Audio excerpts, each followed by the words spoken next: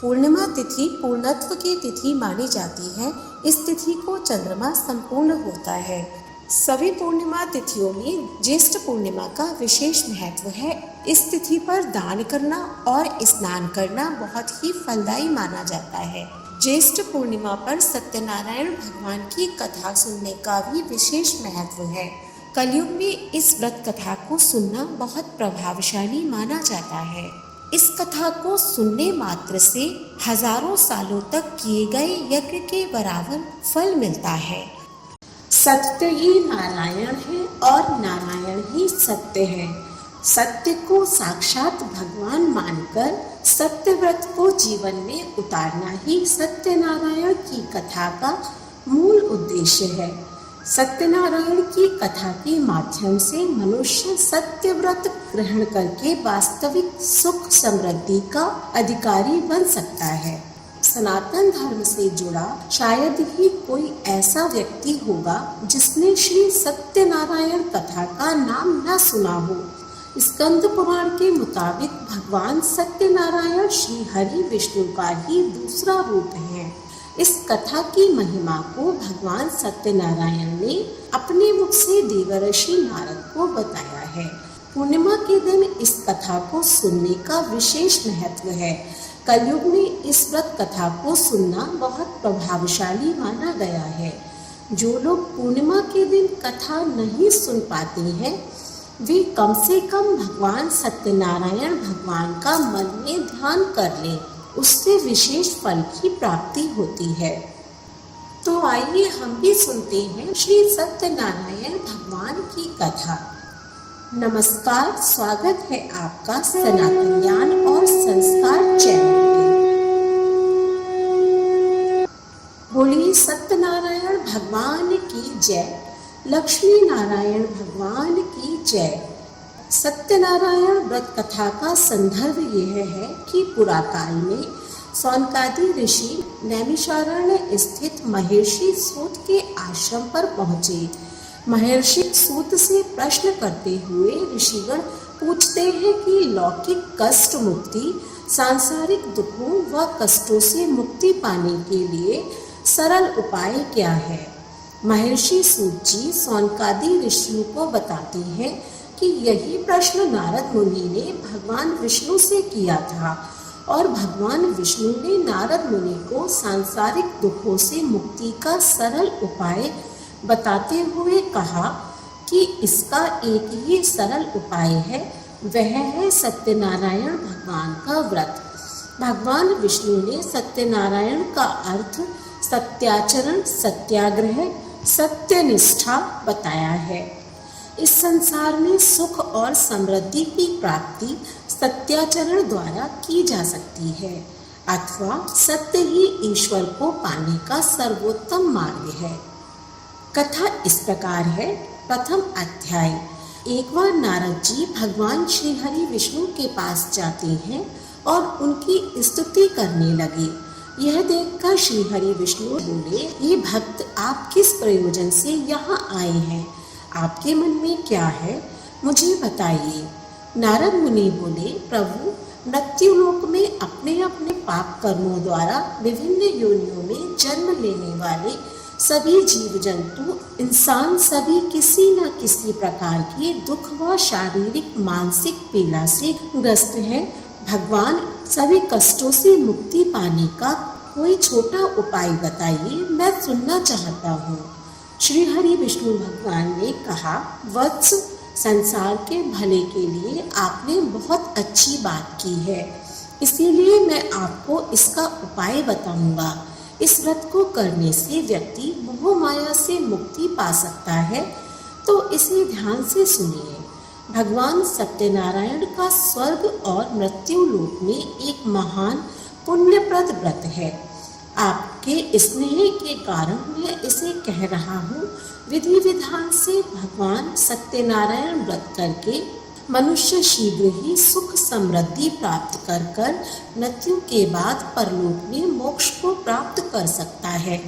भगवान विष्णु की बातें सुनकर नारद मुनि बोले, प्रभु, इस व्रत को करने का क्या फल मिलता है, इसका विधान क्या है तथा इस व्रत को किसने किया है, यह सब विस्तार पूर्वक बताइए, मेरी सुनने की इच्छा है। श्री हरि विष्णु ने कहा, यह सत्यनारायण व्रत दुख, शारीरिक मानसिक शोक आदि का शमन करने वाला है, धन्य धान में वृद्धि करने वाला है और सौभाग्य को अखंड करता है। संतान प्राप्ति के लिए भी इस व्रत को किया जाता है। भक्ति और श्रद्धा से बंधु बांधवों के साथ धर्म में तत्पर होकर सायंकाल के समय भगवान सत्यनारायण की पूजा आराधना करें। नैवेद्य में उत्तम कोटि के भोज्य पदार्थ सवा मात्रा में अर्पित करना चाहिए तथा भोग का प्रसाद बनाने के लिए केले का फल, घी, दूध, साठी, गेहूं या चावल का आटा और शक्कर, गुड़ लेकर इन सभी को एकत्रित कर सवाया मात्रा में भगवान का भोग लगाना चाहिए तथा पूजा के बाद सब लोगों में विस्तृत करना चाहिए। सत्यनारायण भगवान की कथा सुनने के बाद सामर्थ्य अनुसार ब्राह्मणों को दक्षिणा देनी चाहिए और बंधु बांधवों व ब्राह्मणों को भोजन कराना चाहिए। कलयुग में यह सबसे छोटा सा उपाय है। श्रीमन नारायण नारायण नारायण। सत्यनारायण व्रत कथा का दूसरा अध्याय। श्री सूत जी बोले, हे प्रभु, अब मैं पुनः पूर्व काल में जिसने इस सत्यनारायण व्रत को किया था उसे भली भांति विस्तार पूर्वक कहूँगा। रमणीय काशी नामक नगर में कोई अत्यंत निर्धन ब्राह्मण रहता था। भूख और प्यास से व्याकुल होकर वह प्रतिदिन पृथ्वी पर भटकता रहता था। ब्राह्मण प्रिय भगवान ने उस दुखी ब्राह्मण को देखकर वृद्ध ब्राह्मण का रूप धारण कर उस द्विज से आदर पूर्वक पूछा, हे विप्र, प्रतिदिन अत्यंत दुखी होकर तुम किस लिए पृथ्वी पर भ्रमण करते रहते हो? हे द्विज श्रेष्ठ, यह सब बतलाओ, मैं सुनना चाहता हूँ। ब्राह्मण बोले, प्रभु, मैं अत्यंत दरिद्र ब्राह्मण हूँ और भिक्षा के लिए पृथ्वी पर घूमा करता हूँ। यदि मेरी इस दरिद्रता को दूर करने का आप कोई उपाय जानते हो तो कृपा करके बतलाइए। वृद्ध ब्राह्मण बोले, हे ब्राह्मण देव, सत्यनारायण भगवान विष्णु अभीष्ट फल को देने वाले हैं।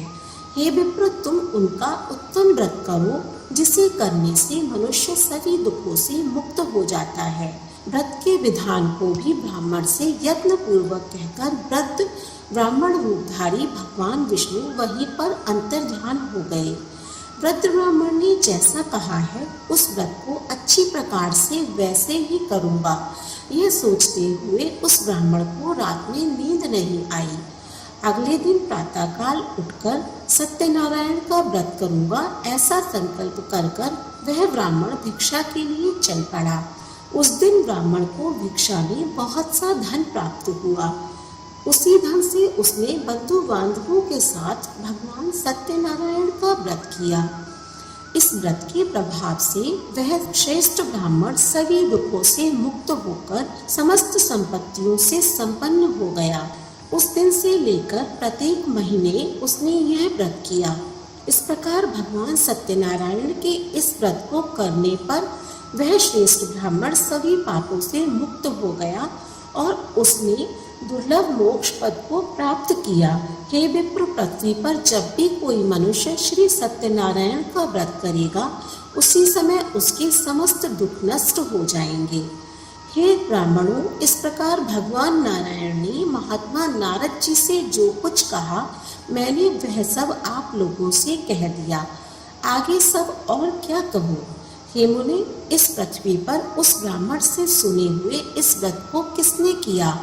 हम सब वह सुनना चाहते हैं। उस व्रत पर हमारी श्रद्धा हो रही है। श्री सूत जी बोले, मुनियों, पृथ्वी पर जिसने यह व्रत किया उसे आप लोग सुने। एक बार वह द्विज श्रेष्ठ अपनी धन संपत्ति के अनुसार बंधु बांधवों तथा परिवारजनों के साथ व्रत करने के लिए तत्पर हुआ। उसी बीच एक लकड़हारा वहां आया और लकड़ी बाहर रखकर उस ब्राह्मण के घर गया। प्यास से व्याकुल वह उस ब्राह्मण को व्रत करता हुआ देखकर प्रणाम करके उससे बोला, प्रभु, आप ये क्या कर रहे हैं? इसके करने से किस फल की प्राप्ति होती है? विस्तार पूर्वक मुझसे कहिए।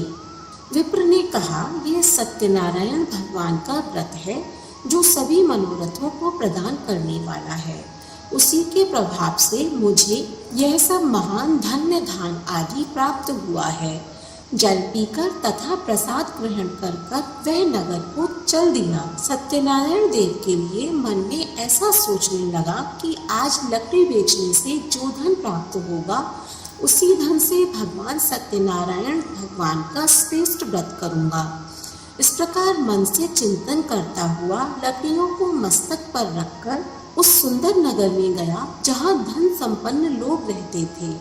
उस दिन उसने लकड़ियों का दुगना मूल्य प्राप्त किया।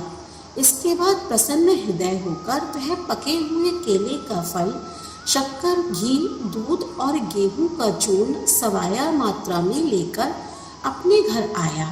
तत्पश्चात उसने अपने बांधवों को बुलाकर विधि विधान से भगवान श्री सत्यनारायण का व्रत किया। उस व्रत के प्रभाव से वह धन, पुत्र आदि से संपन्न हो गया और इस लोक में अनेक सुखों को भोगकर अंत में सत्यपुर अर्थात वैकुंठ धाम को चला गया। बोलो सत्यनारायण भगवान की जय। तीसरा अध्याय। श्री सूत जी बोले, श्रेष्ठ मुनियों, अब मैं पुनः आगे की कथा कहूँगा, आप लोग सुने। प्राचीन काल में उल्कामुख नाम का एक राजा था। वह जितेंद्रिय, सत्यवादी तथा अत्यधिक बुद्धिमान था। वह विद्वान राजा प्रतिदिन देवालय जाता और ब्राह्मणों को धन देकर संतुष्ट करता था। कमल के समान मुख वाली उसकी पत्नी शील, विनम्र एवं सौंदर्य आदि गुणों से संपन्न तथा पतिपरायण थी। राजा एक दिन अपनी धर्मपत्नी के साथ भद्रशिला नदी के तट पर श्री सत्यनारायण का व्रत कर रहे थे। उसी समय व्यापार के लिए अनेक प्रकार की धनराशि से संपन्न एक साधु नाम का वनिया वहां आया।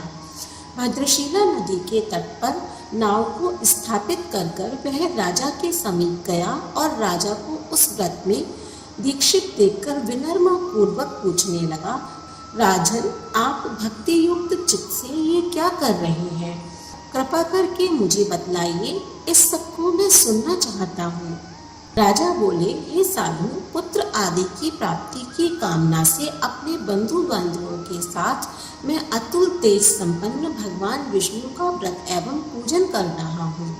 राजा की बात सुनकर साधु ने आदर पूर्वक कहा, राजन, इस विषय में आप मुझे सब कुछ विस्तार से बतलाइए। आपकी कथा अनुसार मैं व्रत एवं पूजन करूँगा। मुझे भी संतान नहीं है, इससे अवश्य ही संतान प्राप्ति होगी। ऐसा विचार कर व्यापार से निवृत्त हो आनंद पूर्वक अपने घर आया।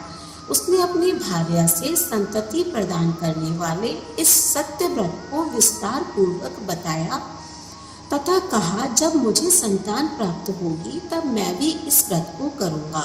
इस प्रकार उस साधु ने अपनी भार्या लीलावती से कहा। एक दिन उसकी स्त्री लीलावती पति के साथ आनंदित होकर, धर्मपरायण होकर भगवान श्री सत्यनारायण भगवान की कृपा से गर्भवती हो गई। 10वें महीने में उससे कन्या रत्न की उत्पत्ति हुई और वह शुक्ल पक्ष के चंद्रमा की भांति दिन प्रतिदिन बढ़ने लगी। उस कन्या का नाम कलावती रखा गया। इसके बाद एक दिन लीलावती ने मीठे वचनों में अपने पति से कहा कि आप पूर्व में संकल्पित श्री सत्यनारायण के व्रत को क्यों नहीं कर रहे हैं? साधु बोले, हे प्रिय, इसके विवाह के समय व्रत करूँगा। इस प्रकार अपनी पत्नी को आश्वासन देकर वह व्यापार करने के लिए नगर की ओर चले गए। इधर कन्या कलावती पितृगृह में वृद्धि को प्राप्त हुई। तदंतर धर्मज्ञ साधु ने नगर में सखियों के साथ क्रीड़ा करती हुई अपनी कन्या को विवाह योग्य देखकर आपस में मंत्रणा करके कन्या विवाह के लिए श्रेष्ठ वर का अन्वेषण करो, ऐसा दूत से कहकर शीघ्र ही उसे भेज दिया। उनकी आज्ञा प्राप्त कर दूत कंचन नामक नगर में गए और वहां से एक बड़े पुत्र को लेकर आए। उस साधु ने उस बड़े पुत्र को सुंदर और गुणों से संपन्न देखकर अपनी जाति के लोगों तथा बंधु बांधवों के साथ संतुष्ट चित्त होकर विधि विधान से बड़े पुत्र के हाथ में कन्या का दान कर दिया। उस समय वह साधु बनिया दुर्भाग्यवश भगवान का वह उत्तम व्रत करना भूल गया। पूर्व संकल्प के अनुसार विवाह के समय में व्रत न करने के कारण भगवान उस पर रुष्ट हो गए। उस समय के पश्चात अपने व्यापार कर्म में कुशल वह साधु बनिया काल की प्रेरणा से अपने दामाद के साथ व्यापार करने के लिए समुद्र के समीप स्थित रत्नसारपुर नामक सुंदर नगर में गए और अपने श्री संपन्न दामाद के साथ व्यापार करने लगे। वहाँ दोनों ससुर जमाई व्यापार करने लगे। एक दिन भगवान सत्यनारायण की माया से एक चोर राजा के धन को चुराकर भागा जा रहा था, लेकिन पीछे से राजा के दूतों को आया हुआ देखकर उसने घबराकर धन को वहीं चुपचाप रख दिया जहां दोनों ससुर जमाई ठहरे हुए थे। राजा के सिपाहियों ने साधु वैश्य के पास राजा के धन को पड़ा हुआ देखा तो दोनों को बांधकर प्रसन्नता से दौड़ते हुए राजा के समीप जाकर बोले, यह दो चोर पकड़कर हम लाए हैं। राजा की आज्ञा से उन दोनों को कठिन कारावास में डाल दिया गया और उनका जितना भी धन था उसे छीन लिया गया। श्री सत्यनारायण भगवान के श्राप से साधु की पत्नी भी घर पर बहुत दुखी हुई। घर पर जो धन रखा था उसे चोर चुरा कर ले गए। शारीरिक तथा मानसिक पीड़ा, भूख प्यास से अति दुखी होकर अन्न की चिंता में कलावती एक ब्राह्मण के घर गई। वहाँ उसने श्री सत्यनारायण भगवान का व्रत होते देखा। फिर कथा सुनी और प्रसाद ग्रहण कर रात को घर वापस आई। माता ने कलावती से पूछा, पुत्री अब तक कहाँ रही, वह तेरे मन में क्या है? कलावती अपनी माता से कहने लगी, हे माता, मैंने एक ब्राह्मण के घर में श्री सत्यनारायण भगवान का व्रत होते देखा है। कन्या के वचन सुनकर लीलावती भगवान के पूजन की तैयारी करने लगी। लीलावती ने परिवार व बंधुओं सहित सत्यनारायण भगवान का पूजन किया और यह वर मांगा कि मेरे पति तथा दामाद शीघ्र घर वापस आ जाएं। साथ ही यह भी प्रार्थना की कि हम सबका अपराध क्षमा करें। श्री सत्यनारायण भगवान इस व्रत से संतुष्ट हो गए और राजा चंद्रकेतु को सपने में दर्शन देकर कहा कि राजन, उन दोनों वैश्यों को प्रातः ही छोड़ दे, नहीं तो तेरा सब धन, राज्य व संतान सभी को नष्ट कर दूंगा। राजा को यह सब कहकर भगवान अंतर्ध्यान हो गए। प्रातःकाल सभा में राजा ने अपना सपना सुनाया। फिर दोनों बड़े पुत्रों को कैद से मुक्त कराकर सभा में लाए। दोनों ने आते ही राजा को नमस्कार किया। राजा मीठे वचनों में बोला, हे महानुभावों, भाग्यवश ऐसा कठिन दुख तुम्हें प्राप्त हुआ है, अब तुम्हें कोई भय नहीं है। ऐसा कहकर राजा ने उन दोनों को नए नए वस्त्राभूषण पहनाए और उनका जितना धन लिया था उससे दोगुना धन वापस कर दिया। दोनों वैश्य अपने घर को चल दिए। बोलिए सत्यनारायण भगवान की जय। चतुर्थ अध्याय। सूत जी बोले, वैश्य ने मंगलाचार कर अपनी यात्रा आरंभ कर दी और अपने नगर की ओर चल दिए। उनके थोड़ी दूर जाने पर ही दंडी वेशधारी श्री सत्यनारायण भगवान ने उनसे पूछा, हे साधु, तेरी नाव में क्या है? अभिमानी बड़ी हंसता हुआ बोला, हे दंडी, आप क्यों पूछते हो? क्या धन लेने की इच्छा है? मेरी नाव में तो बेल पत्ते आदि भरे हुए हैं। वैश्य के कठोर वचनों को सुनकर भगवान बोले, तुम्हारा वचन सत्य हो। दंडी ऐसे वचन कहकर वहां से दूर चले गए और कुछ दूर जाकर समुद्र के किनारे बैठ गए। दंडी के जाने पर वैश्य ने नित्य क्रिया करने के पश्चात नाव को ऊंची उठी हुई देखा और नाव में बेल पत्ते आदि देखकर मूर्छित होकर जमीन पे गिर पड़ा। फिर मूर्छा खुलने पर अत्यंत शोकाकुल होकर रोने लगा। तब उसका दामाद बोला कि आप शोक न करें, यह दंडी का श्राप है, अतः हमें उनकी शरण में चलना चाहिए, तभी हमारी मनोकामनाएं पूर्ण होंगी। दामाद की बात सुनकर वह दंडी के पास पहुंचा और अत्यंत भक्ति भाव से नमस्कार कर बोला कि मैंने जो आपसे असत्य वचन कहे थे उसके लिए मुझे क्षमा करें। ऐसा कहकर महान शोकाकुल होकर रोने लगा। तब दंडी भगवान बोले, हे बड़िक पुत्र, मेरी आज्ञा से तुझे बारंबार दुख प्राप्त हुआ है, तू मेरी पूजा से विमुख हुआ है। तब वह बड़िक बोला कि भगवान, आपकी माया से मोहित ब्रह्मा आदि भी आपके रूप को नहीं जान सकते, तब मैं अज्ञानी कैसे जान सकता हूँ। आप प्रसन्न हो जाइए, मैं सामर्थ्य के अनुसार आपकी पूजा करूँगा। मेरी रक्षा करो और पहले के समान नौका में धन भर दो। साधु वैश्य के भक्ति पूर्वक वचन सुनकर भगवान प्रसन्न हो गए और इच्छा अनुसार वर देकर अंतर्ध्यान हो गए। ससुर जमाई जब नाव पर आए तो नाव धन से भरी हुई थी। फिर वहीं अपने अन्य साथियों के साथ सत्यनारायण भगवान का पूजन कर कर अपने नगर को चल दिए। जब नगर के नजदीक पहुंचे तो दूत को घर पर खबर करने के लिए भेज दिया। दूत साधु की पत्नी को प्रणाम कर कर बोला, मालिक अपने दामाद सहित नगर के निकट आ गए हैं। दूत की बात सुनकर साधु की पत्नी लीलावती ने बड़े हर्ष के साथ सत्यनारायण भगवान का पूजन किया और अपनी पुत्री कलावती से कहा कि मैं अपने पति के दर्शन को जाती हूँ, तो कार्य पूर्ण कर कर शीघ्र आ जाना। माता के ऐसे वचन सुनकर कलावती प्रसाद छोड़कर अपने पति के पास चली गई। प्रसाद की अवज्ञा के कारण श्री सत्यनारायण भगवान ने रुष्ट होकर नाव सहित उसके पति को पानी में डुबो दिया। कलावती अपने पति को वहां न पाकर रोती हुई जमीन पर गिर पड़ी।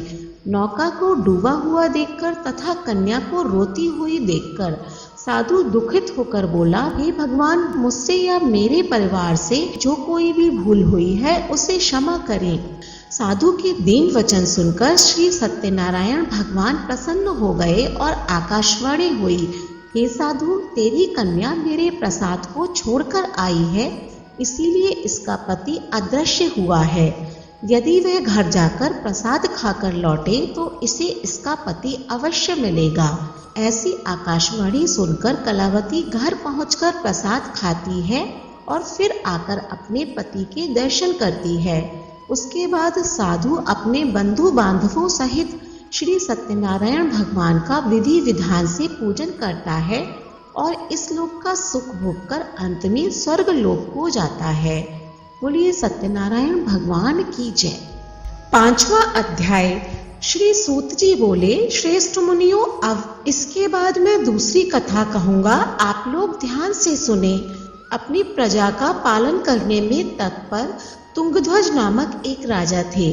उसने सत्यदेव के प्रसाद का परित्याग करके दुख प्राप्त किया। एक बार वन में जाकर बहुत से पशुओं को मारकर वट वृक्ष के नीचे आया। वहां उसने देखा कि गोपगण बंधु बांधवों के साथ संतुष्ट होकर भक्ति युक्त भगवान सत्यदेव की पूजा कर रहे हैं। राजा यह देखकर भी अहंकारवश ना तो वहां गया और ना ही उसने भगवान सत्यनारायण को प्रणाम किया। पूजन के बाद जब सभी गोपगण ने भगवान का प्रसाद राजा के समीप रखा तो वह उस प्रसाद को त्याग कर अपनी सुंदर नगरी में चला गया, जहां उसने अपना सब कुछ नष्ट पाया। राजा ने मन में यह निश्चय किया कि अवश्य ही भगवान सत्यनारायण ने हमारा नाश कर दिया है, इसीलिए मुझे वहां जाना चाहिए जहां श्री सत्यनारायण भगवान का पूजन हो रहा था। ऐसा मन में निश्चय करके वह राजा गोपगणों के समीप गया और गोपगणों के साथ भक्ति और श्रद्धा से युक्त होकर विधि पूर्वक भगवान सत्यदेव का पूजन किया। भगवान सत्यदेव की कृपा से फिर वह पुनः धन और पुत्रों से संपन्न हो गया। फिर इस लोक में सुख भोग कर अंत में सत्यपुर यानी वैकुंठ धाम को प्राप्त हुआ। श्री सूत जी कहते हैं, जो व्यक्ति इस परम दुर्लभ श्री सत्यनारायण भगवान के व्रत को करता है और पुण्यमयी तथा फल प्रदायिनी भगवान की कथा को भक्ति युक्त होकर सुनता है, उसे भगवान सत्यनारायण की कृपा से धन धान्य आदि की प्राप्ति होती है। दरिद्र धनवान हो जाता है, बंधन में पड़ा हुआ बंधन से मुक्त हो जाता है, डरा हुआ व्यक्ति भय मुक्त हो जाता है। यह बात सत्य है, इसमें कोई भी संशय नहीं है। इस लोक में वह सभी फलों को प्राप्त करके अंत में सत्यपुर वैकुंठ धाम को जाता है। हे ब्राह्मणों, इस प्रकार मैंने आप लोगों से भगवान सत्यनारायण के व्रत को कहा, जिसके करने से मनुष्य सभी दुखों से मुक्त हो जाता है। कलयुग में तो भगवान सत्यदेव की पूजा विशेष फल प्रदान करने वाली है। कलयुग में सनातन भगवान विष्णु ही सत्यव्रत रूप धारण करके सभी के मनोरथ पूर्ण करने वाले होंगे। हे श्रेष्ठ मुनियों, जो व्यक्ति नित्य भगवान सत्यनारायण की इस व्रत कथा को पढ़ता है, सुनता है, भगवान सत्यनारायण की कृपा से उसके सभी पाप नष्ट हो जाते हैं। हे मुनीश्वरों, पूर्व काल में जिन लोगों ने भगवान सत्यनारायण का व्रत किया था, उनके अगले जन्म का वृतांत सुनाता हूँ। महान सतानन नाम के ब्राह्मण सत्यनारायण व्रत करने के प्रभाव से दूसरे जन्म में सुदामा नामक ब्राह्मण हुए और उस जन्म में भगवान श्री कृष्ण का ध्यान करके उन्होंने मोक्ष प्राप्त किया। लकड़हारा भील गुहों का राजा हुआ और अगले जन्म में उसने भगवान श्री राम की सेवा करके मोक्ष प्राप्त किया। महाराज उल्कामुख दूसरे जन्म में राजा दशरथ हुए, जिन्होंने श्री रंगनाथ जी की पूजा करके अंत में वैकुंठ प्राप्त किया। इसी प्रकार धार्मिक साधु पिछले जन्म के सत्यव्रत के प्रभाव से दूसरे जन्म में मोरध्वज नामक राजा हुए और उन्होंने आरे से अपने पुत्र की आदि देह भगवान विष्णु को अर्पित करके मोक्ष को प्राप्त किया। महाराज तुंगध्वज जन्मांतरण में स्वयंभुव मनु हुए और भगवत संबंधी संपूर्ण कार्यों का अनुष्ठान करके वैकुंठ लोक को प्राप्त हुए। जो गोपगण थे वे सब जन्मांतर में ब्रजमंडल में निवास करने वाले गोप हुए और सभी राक्षसों का संहार करके उन्होंने भी भगवान का शाश्वत धाम गोलोक प्राप्त किया। बोलिए सत्यनारायण भगवान की जय। श्री सत्यनारायण व्रत से हमें यह शिक्षा मिलती है कि सत्य रूप ब्रह्म जीवात्मा रूप में हमारे अंदर विद्यमान है। हम सब सत्य के ही स्वरूप हैं, पर माया के वश में आकर नष्ट होने वाली वस्तुओं को संग्रह करने की सोचकर संसार में मग्न हो रहे हैं। इस अज्ञान को दूर करके सत्य को स्वीकार करना और प्रभु की भक्ति करना ही मानव का धर्म है। यही सत्यनारायण व्रत की कथा का सार है। कमेंट बॉक्स में सत्यनारायण भगवान की जय लिखना ना भूलें। वीडियो अच्छी लगी हो तो इसे ज़्यादा से ज़्यादा शेयर करें। ऐसे ही धार्मिक वीडियोस देखने के लिए हमारे चैनल को सब्सक्राइब करें। धन्यवाद।